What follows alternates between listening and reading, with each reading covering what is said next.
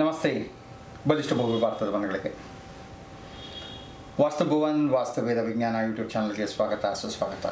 ಎಲ್ರಿಗೂ ಗೊತ್ತಿದೆ, ವಾಸ್ತು ಭುವನ್ ಅಂತಂದಾಗ ಸೈಂಟಿಫಿಕ್ಕಾಗಿ, ಪ್ರಾಕ್ಟಿಕಲ್ಲಾಗಿ, ಲಾಜಿಕಲ್ಲಾಗಿ ವಾಸ್ತು ವಿಚಾರಗಳನ್ನ ತಿಳಿಸುವಂಥ ಒಂದು ಉತ್ತಮವಾದಂಥ ಚಾನಲ್ ಅಂತ ಭಾಳ ಜನ ನೀವೇ ಹೇಳ್ತಾ ಇದ್ದೀರಾ. Thank you. ಇವತ್ತು 3 ವಿಚಾರಗಳು. ಒಂದಂತೂ ಗೊತ್ತೇ ಇದೆ, ಕಾಮನ್ ಮಿಸ್ಟೇಕ್ಸ್ ಇನ್ ವಾಸ್ತುವಲ್ಲೇ ಏನಾಗ್ತಾ ಇರುತ್ತೆ ಅಂತಂದ್ಬಿಟ್ಟು.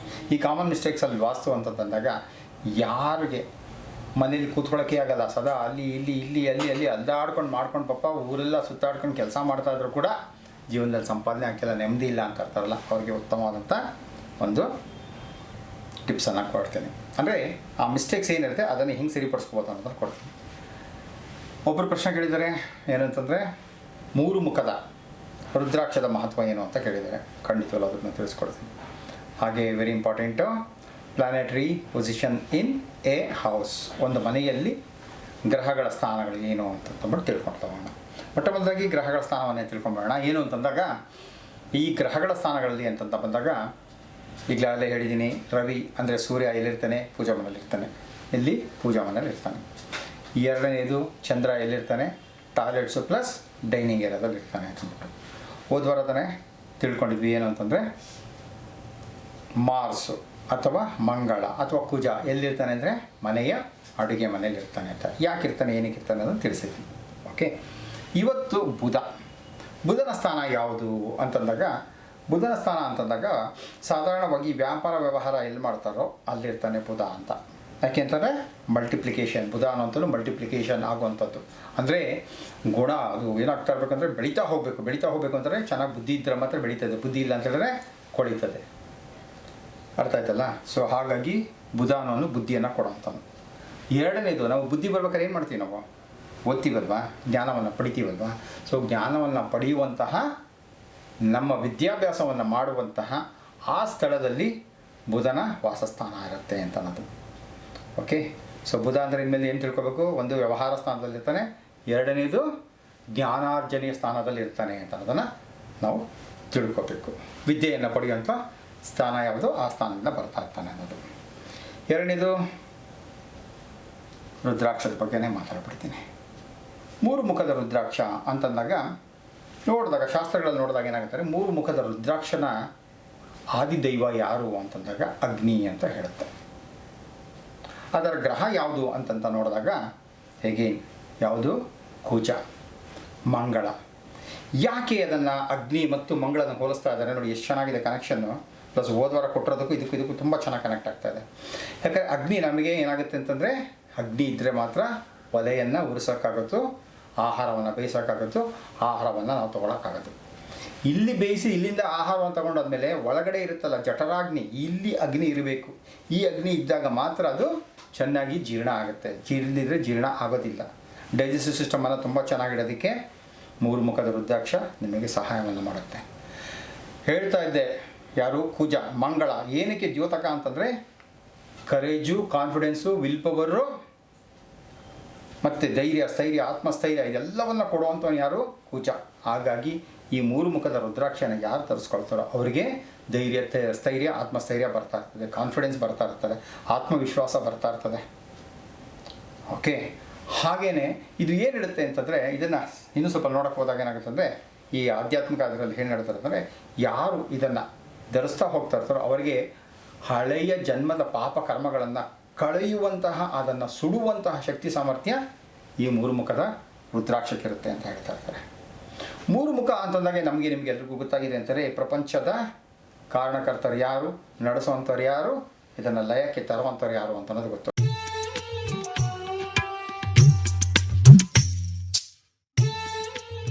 ಬ್ರಹ್ಮ, ವಿಷ್ಣು, ಮಹೇಶ್ವರ ಅಂತ ಅನ್ನೋದು ತಿಳಿಸ್ತಾ ಇರ್ತೀವಿ.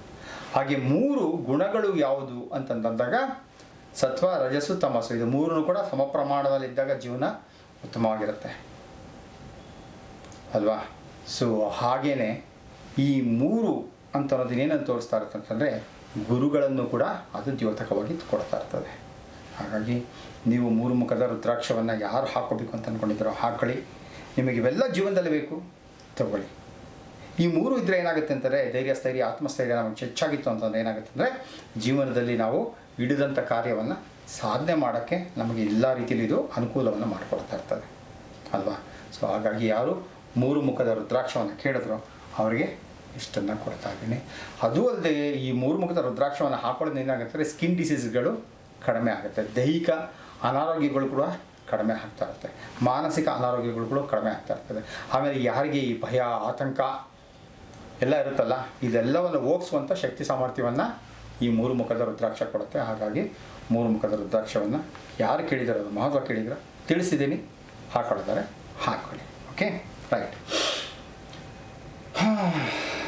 ವಾಸ್ತು ಮಿಸ್ಟೇಕ್ಸ್ ಅಂತಂದ ಕೆಲವರು ಏನು ಮಾಡ್ತಾರೆ ಅಂದರೆ, ಮಾಸ್ಟರ್ ಬೆಡ್ರೂಮು ಅಥವಾ ಮನೆಯಲ್ಲಿ ದುಡಿಯೋಂಥ ವ್ಯಕ್ತಿ ಏನು ಮಾಡಿರ್ತಾರೆ, ಆ ವ್ಯಕ್ತಿ ಊರೆಲ್ಲ ಸುತ್ತಾ ಇರ್ತಾನೆ, ದುಡಿತಾನೆ, ಬರ್ತಾನೆ, ಮಾಡ್ತಾನೆ, ಆದರೂ ಅವನ ಜೀವನದಲ್ಲಿ ಸುಖ, ಶಾಂತಿ, ನೆಮ್ಮದಿ, ಸಂತೋಷ, ಆಹ್ಲಾದ ಯಾವುದೂ ಇರೋದಿಲ್ಲ. ಯಾಕೆ ಹಂಗಾಗ್ತಾ ಇರುತ್ತೆ ಅಂತಂದರೆ, ಯಾವ ವ್ಯಕ್ತಿ ಮನೆಯ ನಾರ್ತ್ ವೆಸ್ಟ್ ಭಾಗದಲ್ಲಿ, ನೋಡಿ ಇದು ನಾರ್ತ್ ವೆಸ್ಟ್ ಇದೆ, ಓಕೆ, ನಾರ್ತ್ ವೆಸ್ಟಲ್ಲಿ ಏನಾದ್ರು ಬೆಡ್ರೂಮ್ ಮಾಡಿಕೊಂಡು ಈ ಬೆಡ್ರೂಮಲ್ಲಿ ಯಾವ ವ್ಯಕ್ತಿ ದುಡಿಯುವಂಥ ವ್ಯಕ್ತಿ ಈ ರೂಮಲ್ಲಿ ಇರ್ತಾರೋ ಅವರಿಗೆ ಸುತ್ತಾಟ, ಅಲೆದಾಟ, ತಿರುಗಾಟ ತಪ್ಪಿದ್ದಲ್ಲ.